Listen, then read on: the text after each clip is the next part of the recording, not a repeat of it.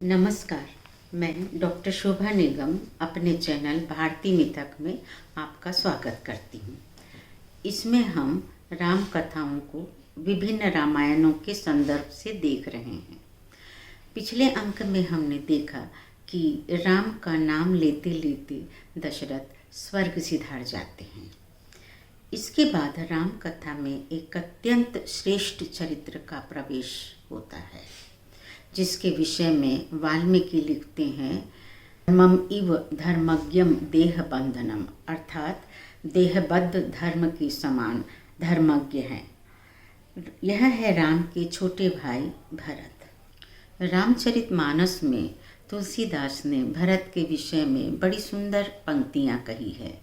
जो न होत जग जन्म भरत को, सकत धर्म धुर धरणी धरत को, अर्थात यदि संसार में भरत का जन्म नहीं होता तो पृथ्वी पर संपूर्ण धर्मों की धूरी कौन धारण कर सकता था। सचमुच राम कथा में भरत का चरित्र अनुपम है, बेजोड़ है। राम कथा ही क्यों, समूचे विश्व साहित्य में भरत का सचरित्र मिलना कठिन है।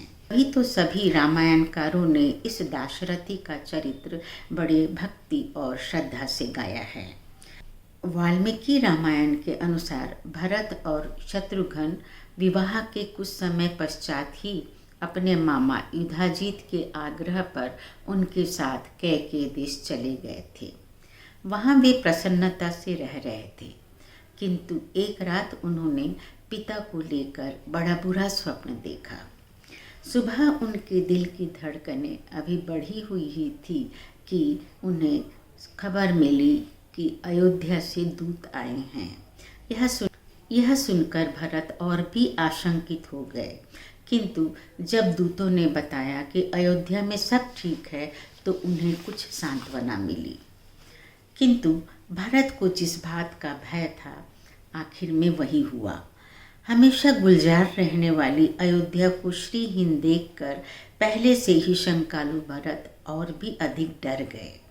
मनुष्य तो मनुष्य, अयोध्या के पशु पक्षी तक सहमे हुए से बैठे हुए थे। मन आशंकित हो गया कि अवश्य कुछ न कुछ अनहोनी हुई है। भरत का दुर्भाग्य, यह अनहोनी उन्हें अपनी ही जन्मदायिनी माता से सुननी पड़ी, जिसका कारण भी वही थी। कैकेयी के बताते ही कि राजा सुरपुर चले गए हैं, भरत हाय मैं मारा गया कहते हुए जमीन पर लोट लोट कर रोने लगे। रोते रोते ही उन्होंने कहा, अब तो मेरे भ्राता राम ही मेरे पिता है, मैं उन्हीं के आश्रय में रहूँगा। फिर भरत ने कैकेयी से पूछा कि पिता के अंतिम वचन क्या थे। इस पर कैकेयी ने कहा, हाँ राम, हाँ लक्ष्मण, हाँ सीते कहते हुए उन्होंने अपने प्राण त्यागे हैं। चकित भरत ने पूछा, क्या इस अवसर पर भाई राम, लक्ष्मण और देवी सीता वहाँ उपस्थित नहीं थे। इस कैकेयी ने बताया कि उस समय पिता की आज्ञा से राम वनवास हेतु निकल गए थे। उनका अनुसरण लक्ष्मण और सीता ने भी किया। राम और वनवास, भरत के लिए यह दोहरी मार थी। क्या वीर ने किसी ब्राह्मण के धन का अपहरण करा था, किसी निष्पाप की हत्या की थी? उनका मन क्या किसी पराई स्त्री की ओर चला गया था? आखिर किस अपराध से तात ने उन्हें वनवास दिया? कैकेयी ने बताया कि राम ने ऐसा कोई काम नहीं किया है, उन्हें मैंने ही वनवास दिलवाया है ताकि तुम अयोध्या पर निष्कंटक होकर राज्य कर सको। प्रसन्न वदना कैकेयी के मुख से ऐसे निष्ठुर वचन सुनकर भरत मर से गए। हाय, तूने तो मुझे मार डाला, यह पहला वाक्य उनके मुख से निकला। राजा को परलोकवासी बनाकर तथा भ्राता राम को तपस्वी बनाकर तूने मुझे दुख पर दुख दिया है, मानो घाव पर नमक लगा दिया है। क्या तू इस कुल का नाश करने के लिए ही काल रात्रि बनकर महल में आई थी? पर मैं कदापि तेरी इच्छा पूरी नहीं होने दूंगा। मैं वन से अपने निष्पाप भाई को लौटा लाऊंगा और उनका दास बनकर जीवन भर उनकी सेवा करूंगा। इसके बाद भरत को एक और दुखद दौर से गुजरना पड़ता है। राम के राज्याभिषेक के लिए जुटाई गई सामग्री से जब गुरुजन उनका अभिषेक करना चाहते हैं तो वे मानो टूट से जाते हैं। बड़ी कठिनाई से स्वयं को संभाल कर वे कहते हैं, हमारे कुल में ज्येष्ठ ही राजा होते आया है। राम हमारे अग्रज भ्राता है, अतः वह ही राजा बनेंगे और उनके बदले मैं 14 वर्ष का वनवास करूँगा। अभिषेक की सारी सामग्री लेकर हम कल ही रवाना होंगे।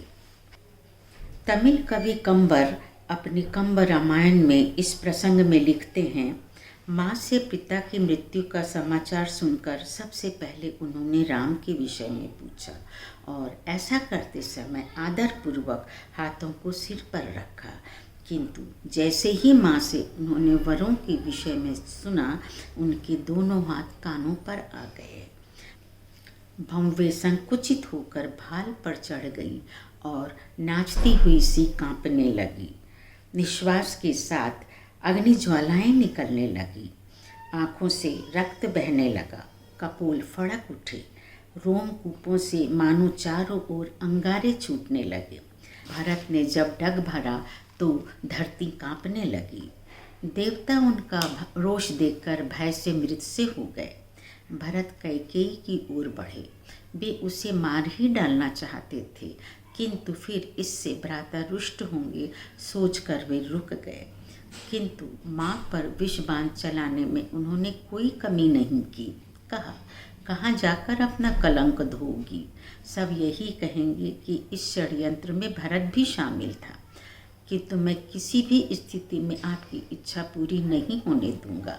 तुम अवश्य पिशाचिनी हो, तुम मरोगी नहीं। अब भी तुम प्राण छोड़ दो तो लोग तुम्हारे पाप कृत्य भूल जाएंगे।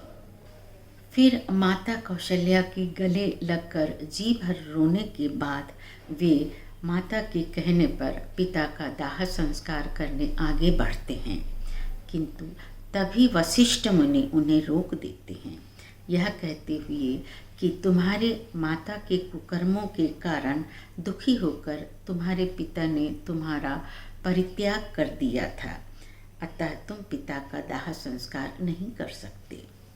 भरत के लिए यह सुनना कितना कष्टदायक रहा होगा, कोई भी इसका अनुमान कर सकता है।